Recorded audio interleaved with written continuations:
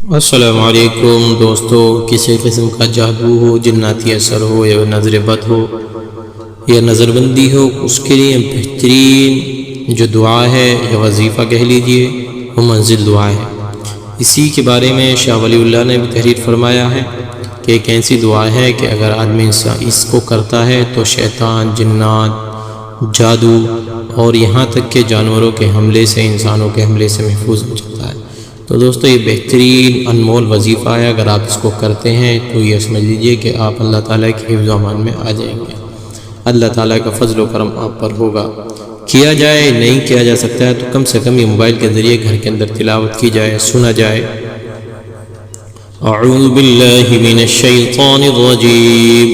बिस्मिल्लाहिर रहमानिर रहीम, अल्हम्दुलिल्लाहि रब्बिल आलमीन, अर्रहमानिर रहीम, मालिकि यौमिद्दीन, इय्याक नअबुदु व इय्याक नस्तईन, इहदिनस सिरातल मुस्तकीम, सिरातल लज़ीना अनअमत अलैहिम, गैरिल मग़दूबि अलैहिम वलद्दाल्लीन। अलिफ लाम मीम, ज़ालिकल किताबु ला रैब फीह, हुदल लिल्मुत्तक़ीन, الذين يؤمنون بالغيب ويقيمون الصلاة ومما رزقناهم ينفقون، والذين يؤمنون بما أنزل إليك وما أنزل من قبلك وبالآخرة هم يوقنون، أولئك على هدى من ربهم وأولئك هم المفلحون. الله لا إله إلا هو الحي القيوم، لا تأخذه سنة ولا نوم، له ما في السماوات وما في الأرض، من ذا الذي يشفع عنده إلا بإذنه، يعلم ما بين أيديهم وما خلفهم، ولا يحيطون بشيء من علمه إلا بما شاء، وسع كرسيه السماوات والأرض، ولا يؤوده حفظهما وهو العلي العظيم. لا إكراه في الدين، قد تبين الرشد من الغي، فمن يكفر بالطاغوت ويؤمن بالله فقد استمسك بالعروة الوثقى، لا انفصام لها، والله سميع عليم. الله ولي الذين آمنوا يخرجهم من الظلمات إلى النور، والذين كفروا أولياؤهم الطاغوت يخرجونهم من النور إلى الظلمات، أولئك أصحاب النار هم فيها خالدون. لله ما في السماوات وما في الأرض، وإن تبدوا ما في أنفسكم أو تخفوه يحاسبكم به الله، فيغفر لمن يشاء ويعذب من يشاء، والله على كل شيء قدير. آمن الرسول بما أنزل إليه من ربه والمؤمنون،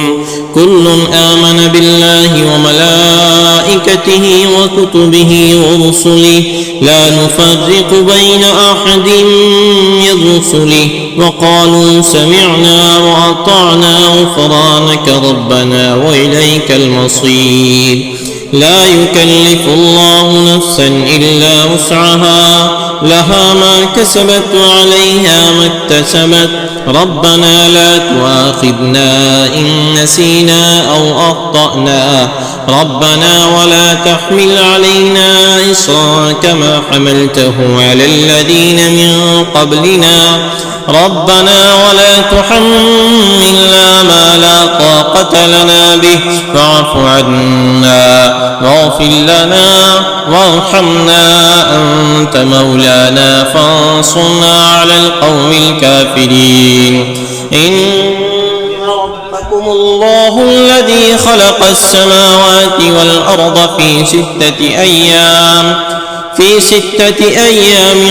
ثم استوى على العرش، يغشي الليل النهار يطلبه حثيثا والشمس والقمر والنجوم مسخرات بأمره ألا له الخلق والأمر تبارك الله رب العالمين ادعوا ربكم تضرعا وخفية إنه لا يحب المعتدين ولا تفسدوا في الأرض بعد إصلاحها وادعوه خوفا وطمعا إن رحمة الله قريب من المحسنين قل ادعوا الله أو ادعوا الرحمن أيما تدعوا فله الأسماء الحسنى ولا تجهر بصلاتك ولا تخافت بها وابتغ بين ذلك سبيلا وقل الحمد لله الذي لم يتخذ ولدا ولم يكن له شريك في الملك ولم يكن له ولي من الذل وكبره تكبيرا والصافات صفا فالزاجرات زجرا فالتاليات ذكرا إن إلهكم لواحد رب السماوات والأرض وما بينهما ورب المشارق إنا زينا السماء الدنيا بزينة الكواكب وحفظا من كل شيطان مارد لا يسمعون إلى الملأ الأعلى ويقذفون من كل جانب دحورا ولهم عذاب واصب إلا من خطف الخطفة فأتبعه شهاب ثاقب فاستفتهم أهم أشد خلقا أم من خلقنا إنا خلقناهم من طين لازب بل يا معشر الجن والإنس إن استطعتم أن تنفذوا من أقطار السماوات والأرض فانفذوا لا تنفذون إلا بسلطان فبأي آلاء ربكما تكذبان يرسل عليكما شواظ من نار ونحاس فلا تنتصران لو أنزلنا هذا القرآن على جبل لرأيته خاشعا متصدعا من خشية الله وتلك الأمثال نضربها للناس لعلهم يتفكرون والله الذي لا إله إلا هو عالم الغيب والشهادة هو الرحمن الرحيم هو الله الذي لا إله إلا هو الملك القدوس السلام المؤمن المهيمن العزيز الجبار المتكبر سبحان الله عما يشركون والله الخالق البارئ المصور له الأسماء الحسنى يسبح له ما في السماوات والأرض وهو العزيز الحكيم قل أوحي إلي أنه استمع نفر من الجن فقالوا إنا سمعنا قرآنا عجبا يهدي إلى الرشد فآمنا به ولن نشرك بربنا أحدا فأنه تعالى جد ربنا ما اتخذ صاحبة ولا ولدا وأنه كان يقول سفيهنا على الله شططا بسم الله الرحمن الرحيم قل يا أيها الكافرون لا أعبد ما تعبدون ولا أنتم عابدون ما أعبد ولا أنا عابد ما عبدتم ولا أنتم عابدون ما أعبد لكم دينكم ولي دين بسم الله الرحمن الرحيم قل هو الله أحد